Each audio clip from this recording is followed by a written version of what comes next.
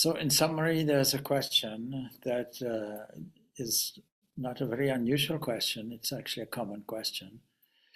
You do a job for a number of years, the initial enthusiasm goes away because you realize that it is a kind of vocation in a way. But as time goes on, it seems as if it is repetitive, maybe frustrating, and maybe the enthusiasm you initially had about work goes away.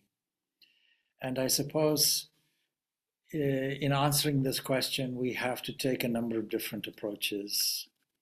And not necessarily one approach would work with everything and with everyone. But the one ultimate approach works for everyone. So let's start with that one. Because this is the Vedanta series question answer. As I get older was your phrase. Okay. Now we have to learn to, in Vedanta, we have to learn to mentally rephrase everything. That gives us a new approach. So it's not that you're getting older. It's not that I'm getting older. We have a body that inevitably gets older. We shouldn't be surprised by that. It's part of the inbuilt structure of nature, that we don't live forever. And part of that is we are biologically built to get older. There's a great deal of research about modifying the genetic structures that are responsible for a shorter life as opposed to living for 100, 200, 300 years. Anyway, let's assume you have a 100-year lifespan. That's good enough. Sometimes a curse for many people, including myself, but never mind. So if we start from that premise, I am the immortal, that's the fundamental thing. The difficulty is we don't feel it. It's just an abstract statement unless we connect with the statement in a realistic way. That is why we start off in our study with scripture, not any scripture, but the Upanishads. The Upanishad is also called Vedanta. And the Upanishads are wonderfully structured.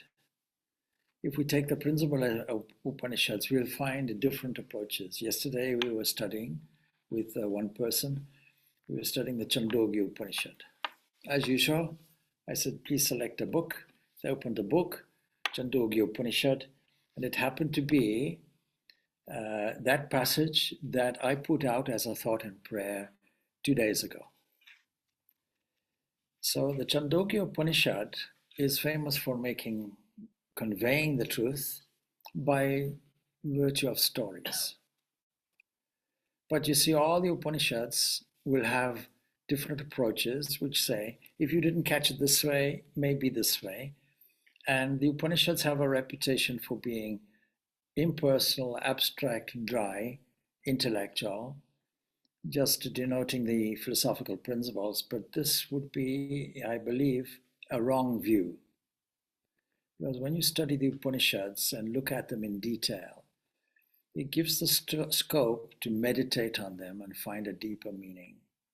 So we start off by familiarizing ourselves with the scriptures, with the Upanishads, and that's why I give these talks, and many people give these talks, and YouTube is full of these talks. So we have ample opportunity to familiarize ourselves with these texts, with commentaries, proper commentaries, inspired commentaries.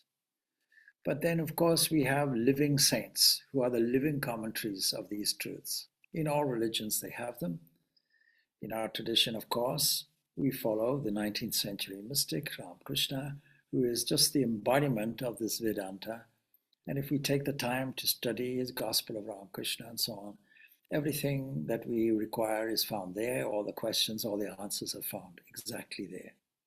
In other words, that person acts as a living book. So that's maybe the second thing that those who are familiar with that should study. Or the lives of any saints.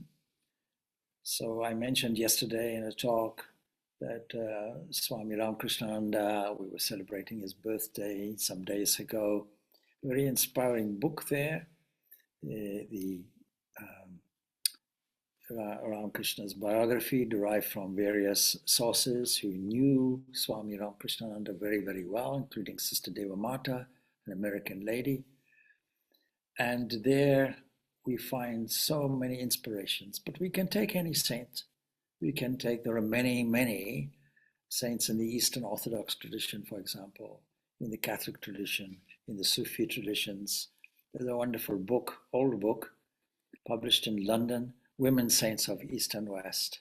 It tells us that in every tradition, there are remarkable personalities. And we try to emulate their lives. So to read the living examples of a higher life is also part and parcel of persuading us that spirituality is a real living process that gives us access to infinite possibilities. Then, of course, from a practical point of view, we have to maybe review what was it that inspired us in a particular occupation. When I give advice to those young people who are undecided about a future career or something like that, there's a process based on the fact that I think everyone is an individual and is individually suited to slot into an overall harmonious scheme. And so what one person can do, another person cannot do with the combination of talents and skills. All of us are geniuses in potentia. So, what was it that inspired you to take up your occupation in the first place? And then why is it that this enthusiasm has gone away? It strikes me that based on this idea of perpetual existence, your own existence as a permanent entity, and the overall aim is to discover this, it means that your present occupation should be a means toward it. And if it's no longer a means toward it, there's a radical suggestion or a radical remedy: change your occupation. Maybe it's a timely thing to do. That's one suggestion that may or may not work for you. Another thing is really to approach the current work in a new way. And inevitably, all work we have to approach from the point of view of work as worship. And if the routine difficulties, we might say, gets in the way of that, perhaps we need to review the way we are approaching it, the way that we're working. Perhaps we have to slow down a little bit. Perhaps the modern age has put more students, for example, in a way of a teacher or an examiner and so on and so forth. And perhaps the method of study or the method of research or whatever it is has changed. And then we have to adapt and find a new way of approaching this, even because many people today are frustrated because either they're not managing their time correctly or they're under-resourced. And if they're under-resourced, it's not your problem. If you're under-resourced, it has to come to the attention of people who are trying to extend their resources in what they view as an economic way, but it's false economics. It's false economics because it's costing the health, perhaps, of, say, for example, tutors, or costing and leading to those people moving on or retiring prematurely or whatever it is, and not performing in an efficient way.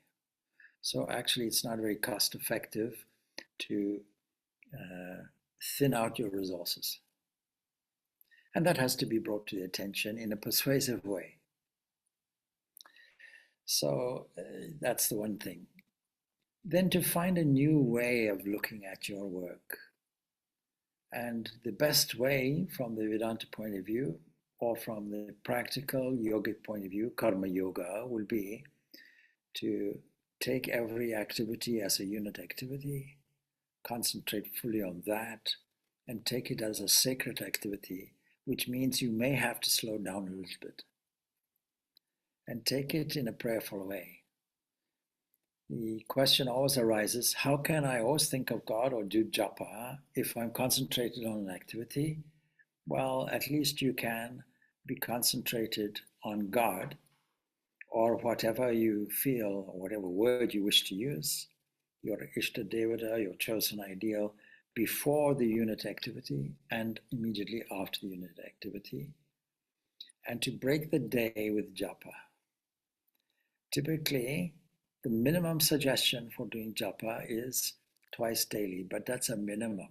And when I say japa, I mean formal japa, sitting down and doing. But your whole day should be repeating the holy name with a sense of love, bearing in mind that the holy name is the sound embodiment of your ideal. It is your ideal in wave form coming to your ears.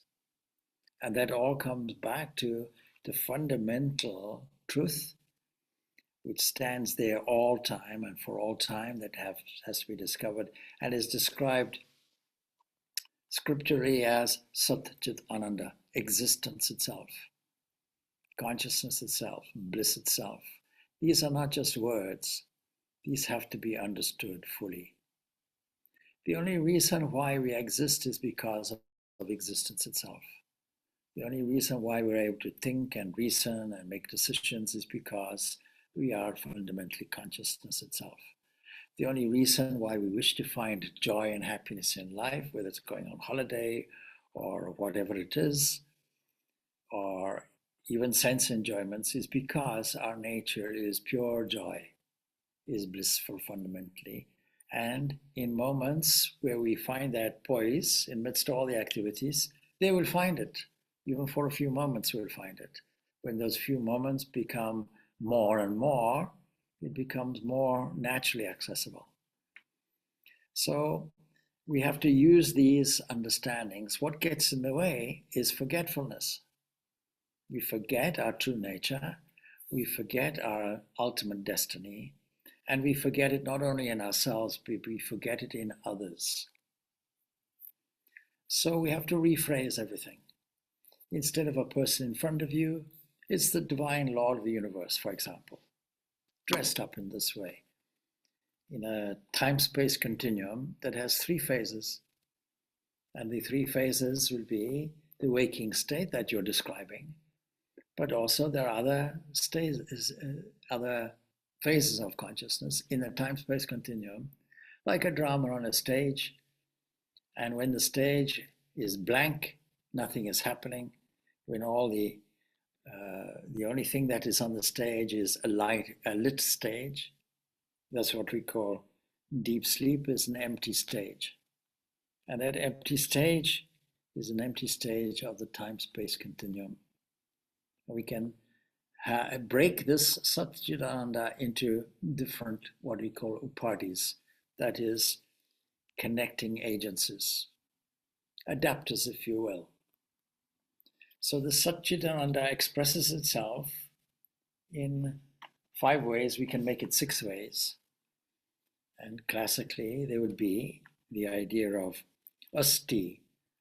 Asti means I exist. That's a highly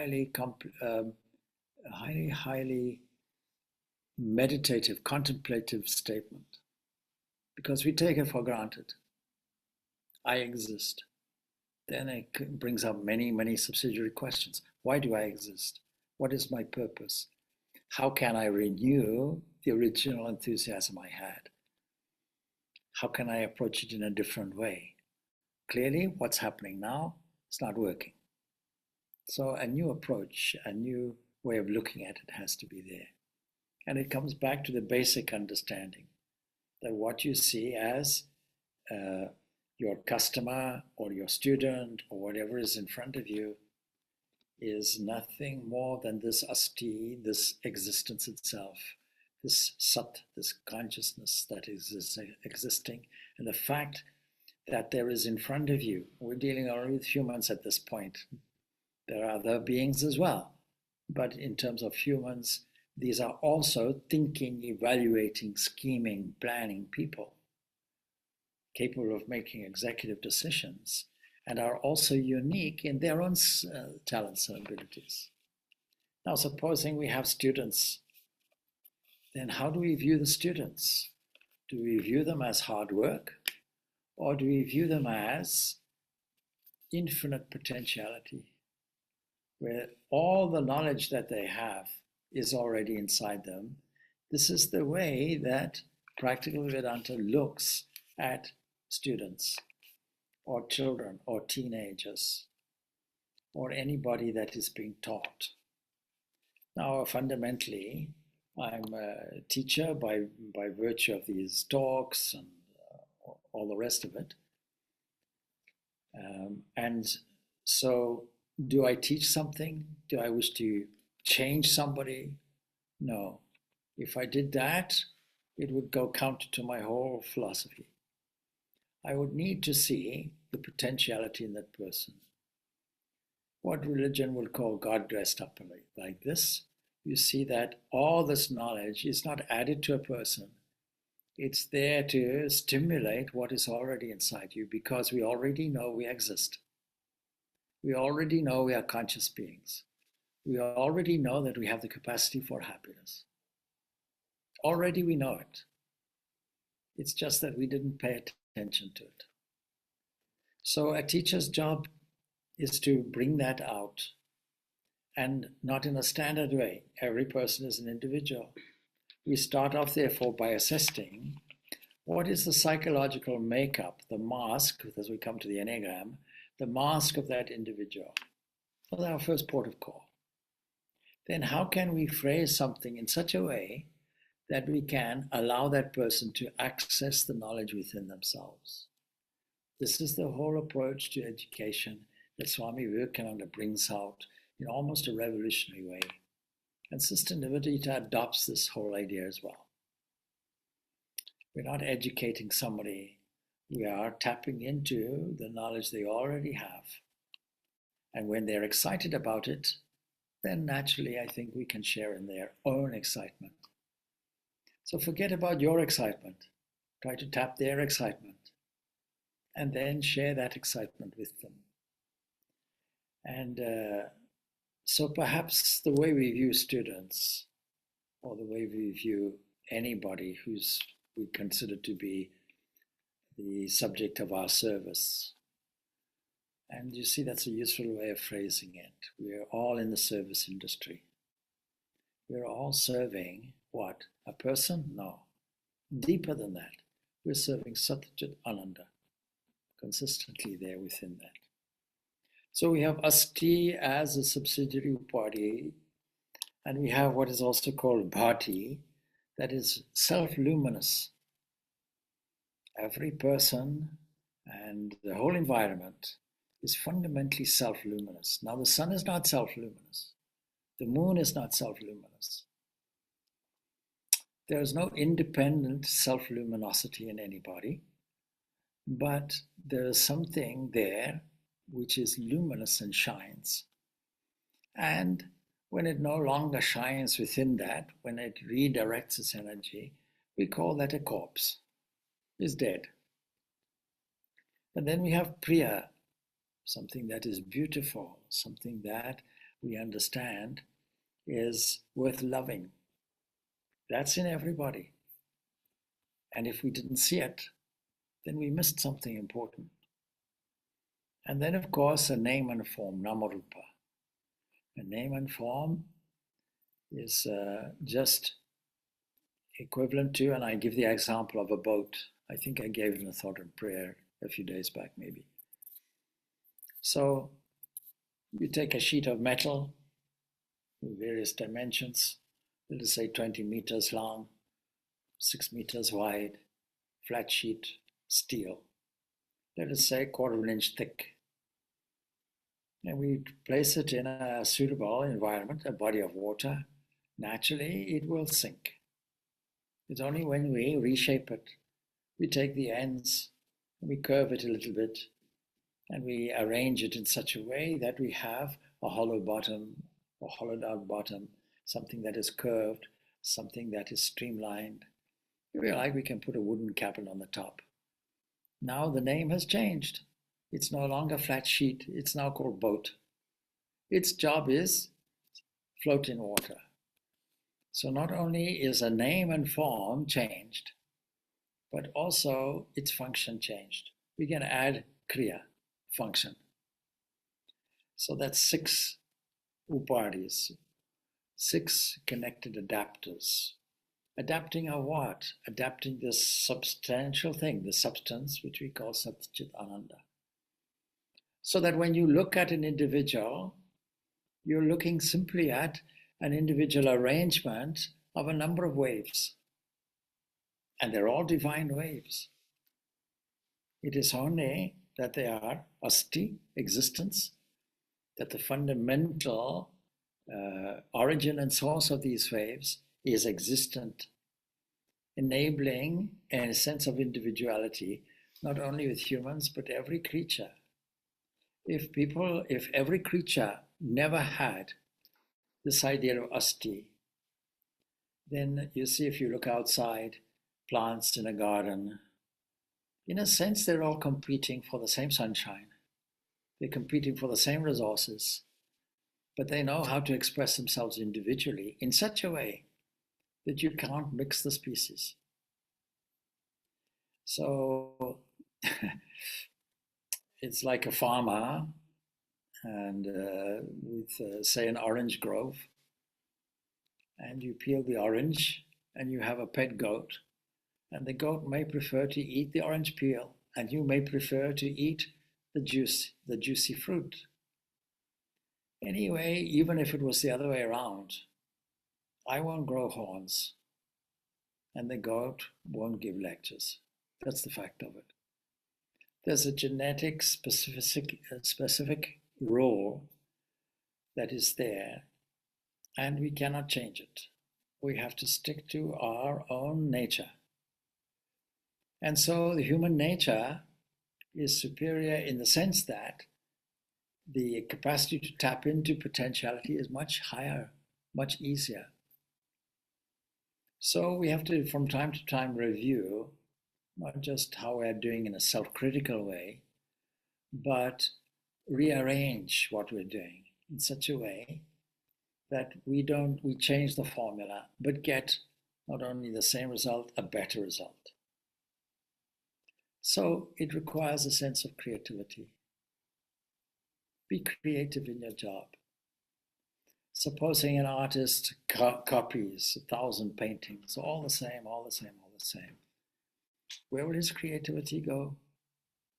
It'll be lost. It'll just be routine. It'll just be a manufacturing plant. So many great artists come across a blank. They have a blue period, they have this period, they have that period. And art critics can see, and art historians can see, this was the phase he was in from 19-something to 19-something, and then another phase came in. But what was in the internal mind of the artist? They were looking for new ways all the time. Something that was different. And no doubt there's an element of competitiveness within it. But how can you continue being artistically creative? We all have to be artistically creative in everything we do. We have to tap into our inner creativity and look for something new, a new way of doing it, a change, make a new era. Every second is a new second. Every minute is a new minute. Every year is a new year. You must have noticed when they say Happy New Year.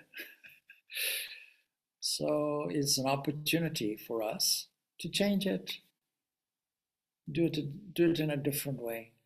Or sit down and work out, how can I do things differently now? In such a way that I don't lose sight. In fact, it enhances my sight that the person I'm dealing with has infinite potential, infinite possibilities within them.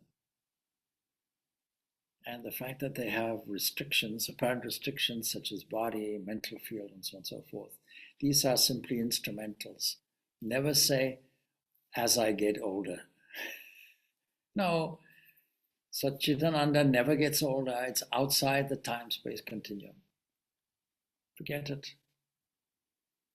So align yourself with that perpetual nature which is yours, that eternal nature, and conduct your life in such a way that you recognize that in others, in other people and places and events.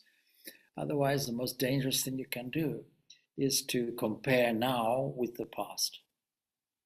And one of the most dangerous things you can do is to have anxiety about the future, even if it's tomorrow, even if it's this afternoon, because we lose the precious Satchitananda, which is only here now. It's outside the time-space continuum. It has no past, it has no future. There's no present in the conventional way, because the present moment becomes the past immediately. We're completely outside of that. So try that. That's the only thing I can say. Look at things differently. When we get into a mode of stagnation, see, water stagnates and starts smelling. It has to keep moving, and moving in new ways, because if we're not doing it, life itself is doing it. And I'm not particularly old, in my view, but you see, I never grew up with a mobile phone. You didn't even have a telephone. What was a telephone? Something we read about or heard about. It's not that we lived in the dark ages. It's just it wasn't common practice for people in a household to have a telephone. A car. I remember that as a young boy, there was a car collector enthusiast, and he had a garage with about 3-4 cars. For me, it seemed like 100 cars, but it was only probably about 3 or 4 cars. And none of them were working, but I used to sit inside. There were no engine running, so I would make my own noise, etc., drive that. So, but for everybody to have a car, no, it wasn't common practice at all. And then we have to understand that in the future, cars will probably be obsolete as we know them. Already, we find driverless cars. I'm sure it's the future of some kind. But this idea of the combustion engine and so on, the jet-infused engine and so on, fuel injection system and so on, hasn't fundamentally changed since the car was invented. Now it's changing. The whole world is changing around us. The whole idea of communicating with people as we're communicating now online was just unthinkable way back. It was a kind of science fiction. And science fiction finds its realization more and more as life and time progresses. The world changes, there's no doubt. The climate has changed. The way we do business has changed. The way we communicate has changed. The way we give talks has changed. In some ways, it's regrettable in the sense that you're here, which is wonderful. But should we have a hall full of people? We should. So we have to examine what are we doing that is incorrect. Or maybe we acknowledge it and say, okay, let's focus more on broadcasting. Make podcasts. That's the way. So we have to assess what the changes are and how will we adapt. There's an old phrase, you see, that was adopted by a young youth organization, charitable organization. Their motto was adopt, adapt, improve. And we all have to use that kind of formula. We have to adopt new things. We have to learn to adapt to suit those new things. And so adopt, adapt. And we have to, by virtue of that, improve. And if we're not, then we're in stagnation because the formula that was used 10, 20 years ago does not work now and will not work. For this reason, I have to say, Hinduism is still alive today. with its ancient tenets, because in its long history, it learned to change. It always adopted, it always adapted, it always improved, and phrased it in ages. We're now in the Kali Yuga. The formula that was there in the Satya Yuga doesn't work in the Kali Yuga. In the Kali Yuga, it's about love, devotion, expression. And Chaitanya was exactly right. Express through dancing, singing. Only don't do it in Grafton Street. So that formula is there to open the heart, to express ourselves through feeling, because everybody can do japa. Everybody can repeat a divine name. But even that, if it becomes routine, that has to change. So japa has to be repeated because we're repeating the divine name, the sound embodiment of your chosen ideal is coming out as the vibrations, and all vibrations are divine. All atomic structures are divine. All appearances, all shapes, all names, all forms, these are all divine. All these adapters, so-called, these upadis, they're all divine, giving us an impression of something individual, shiningness, life. Yesterday we examined an important concept, taking the Chandogya Upanishad as well. A wonderful story is given. I'll try to summarize it. You see, there was a kind of debate centered around what is life? It's an eternal question. What is the oldest and greatest of all the elements, where if that withdrew, all the others would have to come with it? So the story goes, the eyes independently said, we must be the greatest and the oldest because, we can see everything. The world is only revealed through us. And the ears have their say, and so on. Every sense organ has their say, including the mind says, I'm really the greatest. You all depend on me. They forgot that one thing called breath, prana, life energy. And when life energy said, well, I'm now departing, because the eyes departed for a year. The ears did the same thing. You call it an ear year, I suppose. You departed for the same thing. Each one departed. Well, when the eyes go, you just behave like somebody who is blind. It doesn't fundamentally change anything, so you can't see. Same thing with the ears. Same thing with speech. There are people in the world who go through the world with no eyesight, no hearing, no speech, and so on. But nothing fundamentally inhibits you. It's just a little inconvenience. But when the breath goes, when the life force goes, then the whole thing has to come up with it. Described in the Upanishads as a horse breaking its tethers and going upwards. Everything has to follow. Everything has to go with it. So, well, I'm not sure why I said all that, by the way. But anyway, so there's a life force in everybody, and everything else is a variation of it. And that life force fundamentally has its own source. That source is the material and efficient cause for everything, which we summarize in this way as existence itself, consciousness itself, and bliss itself. And it variegates itself into different functions. It has to be like that. Everything has its own function and is connected with everything else, like pieces of a jigsaw puzzle. When I arrived on Friday evening, the family I went to, the young boy had assembled a 1,000-piece jigsaw puzzle and very systematically assembled it. So one piece missing will spoil the whole thing. One piece not manufactured correctly, not fitting, will spoil the whole thing.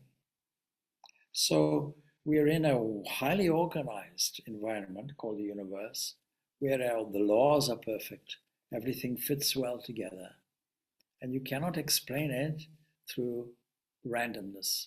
You cannot explain it through nothing making everything from itself.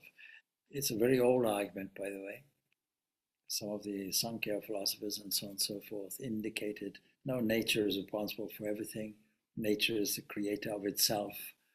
Well, it doesn't really work out. So that's combated in the Brahma Sutras. Among the other things, the positions are contradicted. We have to remind ourselves, therefore, of the sacredness of life, sacredness of energy that we're using, sacredness of the agency which we have, sacredness of our function, sacredness of our existence, sacredness of our intrinsic luminosity, sacredness of the variegations of names and forms as waves which are there, and not take the world at face value, even though we are accustomed to doing it. We have to break that, think in a new way. In doing that, we intensify our spiritual life and practice. Well, I hope that helps to some extent.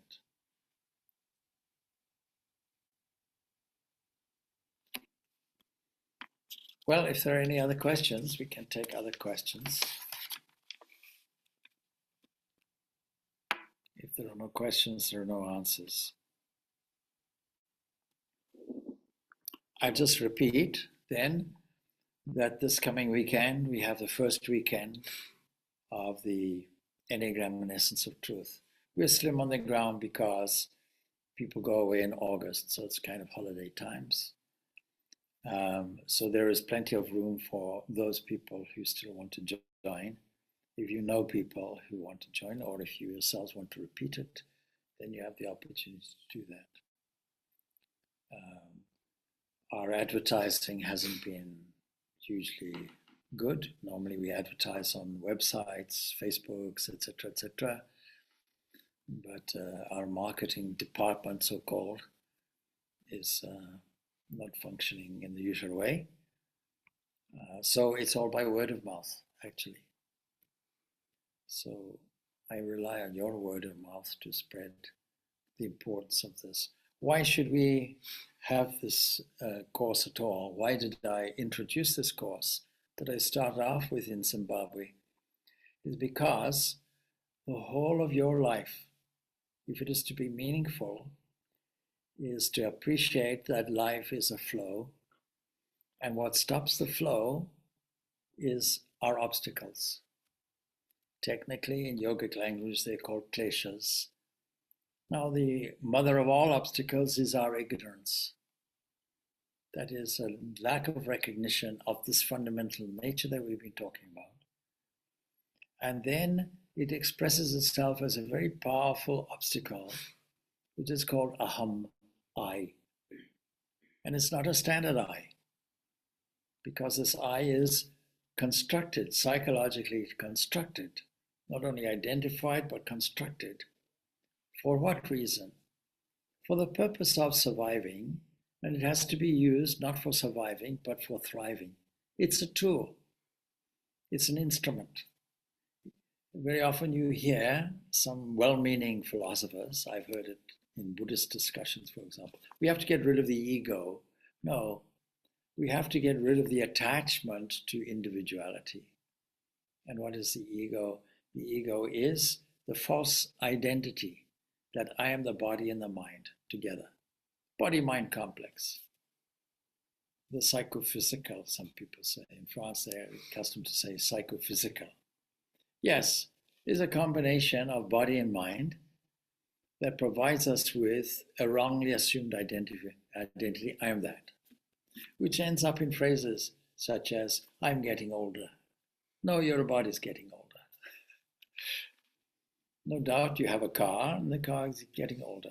You don't say, I'm getting older. So we have to re-register everything to say, not my body, or I am the body, or any suggestion like that, but to say I have an instrument, something like a car, an earth car that I drive. Or you can change the analogy and say, I am a house or a housing, a sacred housing in which this self-luminous entity resides and lends its light and life to everything. And that is my fundamental nature. And when I don't realize it, and if I don't realize it, I become unhappy, depressed. That depression gets lifted as soon as I recognize it, as soon as I dive into it and remain there, even for a while, and get used to it, as soon as I plunge into that essence and abandon it completely, abandon any other idea completely, even for a moment in meditation. And when I get used to that, when it becomes more habitual, it becomes easier. It becomes more natural to us. So dealing with this sense of I is important because it's responsible for construction of a false mask behind which we hide and operate there on the assumption, I am the mask, I am the instrument, I am the adapter. No. Very often people say, in the confusion of mind-brain, they say that what is consciousness is an epiphenomena, a product of the brain. It's a bit like saying that light, electrical energy coming out as light, is a product of the light bulb. No, it's a product of the electricity plus the light bulb. And that electricity will manifest in different ways depending on the adapter, depending on what else you put to it. The light bulb has no independent existence, and at some point or other the filament may break. You have to replace it. But you cannot put it as a responsibility. If it was like that, when any corpse lying in a funeral home, laid out nicely for relatives to come and visit, cold to the touch, something like an empty box, no life in the eyes or anything like that, all the heat of the body gone. Previously it was there and we called it life. When we register that, the brain is still there. It's not doing anything though. It has to be hooked into an adapter, to a resource, to a source behind it. And that source and resource behind it is cosmic mind, which produces cosmic energy, which produces cosmic matter, which produces a variegation of name and form and all these other adapters, which we call asti, priya, bhati, and so on, nama, rupa, and function, kriya. And everything has a different function. Why should we make a fuss about it? So so I introduced this idea because psychology had produced Enneagram, but had not attended to what sits behind the mask and provided us with a motive. Why should we change our behavior? What is the motive for changing our behavior? But the acknowledgement that we can do it. And if we can do it, then it's not part of our nature. If it was part of our nature, we can never change it. But it's not. Our real nature is this pure existence. This pure existence, this pure consciousness, this blissful nature. Why wouldn't we tap into it and enjoy it? If we are pure existence, consciousness, bliss, then why does Swami Purnananda say every soul is potentially divine? Why not every soul is divine? Yes, because you don't know it. If you knew it, you would say, each soul and my soul is divine. You'd say it, but then it becomes an abstraction. And if you said it and meant it, blessed are you, you're free. So we have to use that word potential. In other words, when you unwrap that potential, you'll find it. At the moment, it's wound up. It's kind of like saying that your potentiality is wound up in your DNA, ready to be expressed in 1,000 different other ways. Not used. There's a myth that went around for many years, maybe still around, that you're using a certain percentage of your mental potential and all the rest of it. They registered as brain. Well, that's a kind of myth. We're using all our brain. But are we using all our potential? No. But much more we can. And we do it, those who are instrumental in drawing that out or helping somebody to express it from within, manifest it from within. These are called teachers. School teachers, university professors, as well as spiritual teachers as well.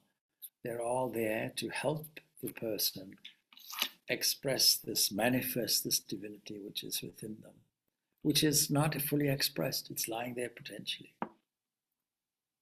So yes, each soul is potentially divine.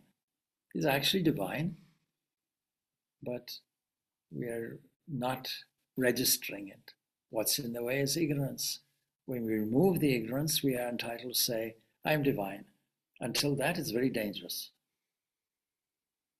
Because what we mean by I is a person with a routine, getting up in the morning with domestic and social and financial problems and so on and so forth, handling the world in a waking state in the time-space continuum, when that time-space continuum is gone. So what we call waking state, dreamless sleep state, and so on and so forth, doesn't eliminate the self-luminous witness which is always there. It never leaves. That is always there, observing, witnessing. This is a wonderful, wonderful position. The Upanishads replete with this. Bhagavad Gita doesn't mention it, but the whole of the Upanishads, many of them, most of them anyway, will highlight this to a lesser or greater extent. The one that highlights it exclusively is the Mandukya Upanishad, which dedicates its 12 stanzas to the subject of these three states of consciousness. And that is really the fundamental, conclusive philosophical argument. What's the point in making philosophical arguments? Well, it's so that we can understand the principle and it's available for us to experience it. And when we experience it, it becomes powerful. There's no argument you can use against it. It's your own subjective experience. Everybody is awake, everybody dreams, everybody goes into deep sleep, and everybody can recall what happened afterwards. That recollecting entity is called the constant witness. It's a knower, it's a thinker, it's a witness all in one. So understanding that removes all these confusing phrases. I did this, I am that. Somebody did this to me, I'll do it to them. All of these kinds of egoistic phrases will disappear. When Ramakrishna was asked, lying on the bed with the cancer of the throat, how are you? He would always say, I'm fine, but there's a little problem in the throat. Yes, Mahapurush Maharaj, Swami Shivananda, he gave the same reply. Yes, I'm always well. I'm fine. The only thing is, my body is not so good. There's a distinction. Once you overcome that distinction, blessed are you, you are there.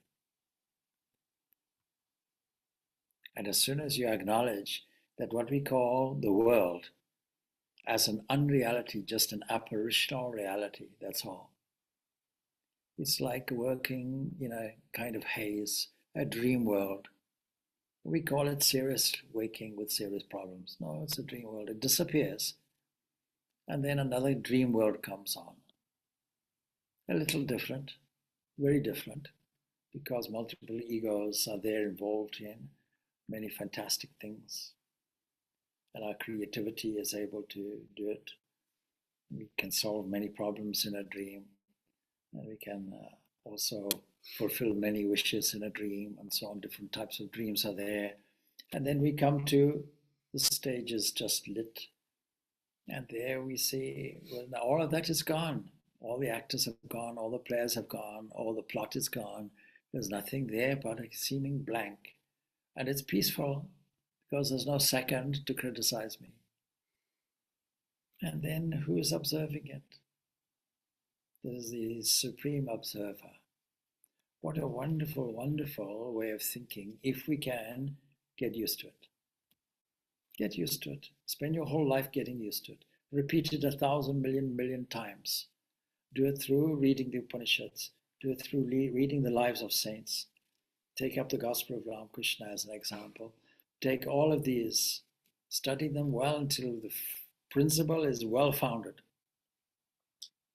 and catch it up with a real appreciation for it, a real tuning into it, so that we become a living example of these principles and apply it. In other words, applied philosophy has to be undertaken that has a practical application that solves every single problem, so-called problem.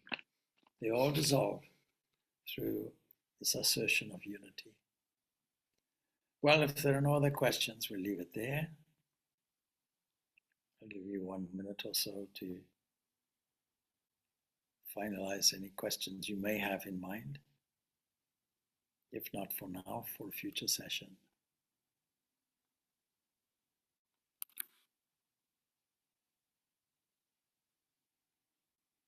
Nature is like a mother. We call it Mother Nature. Has the capacity to lead us to these conclusions.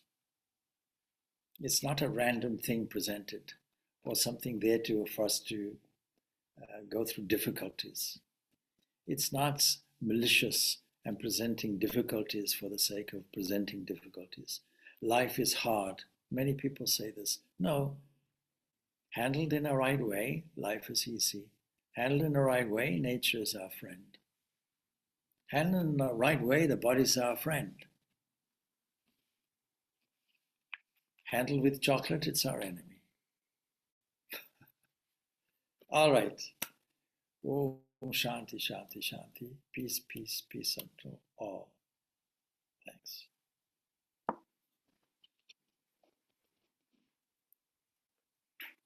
Thank you, Swamiji.